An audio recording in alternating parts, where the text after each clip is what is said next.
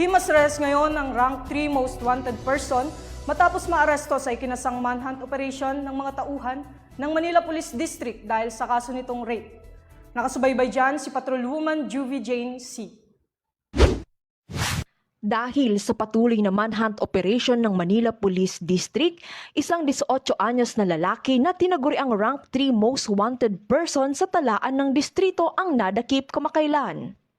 Kung saan kinilala ang akusado na si alias Popoy, isang estudyante at residente ng Gate 19, Parola Compound sa Tondo, Maynila. Nasa kote ang akusado ng mga operatiba ng Delpan Police Station 12 sa bisa ng warrant of arrest sa kahabaan ng Gate 20, Parola Compound, Barangay 20, Zone 2 ng naturang lungsod.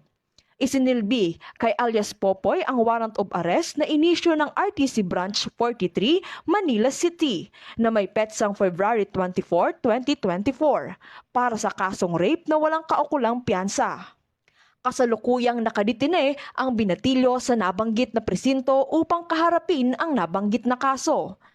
Kaya naman, mas lalo pang pinapaigting ng mga operatiba ng Police Station 12 ng MPD ang kampanya sa pagtugis sa mga individual na may pananagutan sa batas upang makamit ang ligtas at mapayapang bansa tungo sa isang bagong Pilipinas. Mula dito sa Metro Manila, ako ang inyong PNN correspondent, Patrolwoman Juvie Jane C., alagad ng batas tagataguyod ng Balitang Pulis. Maraming salamat, Patrolwoman C.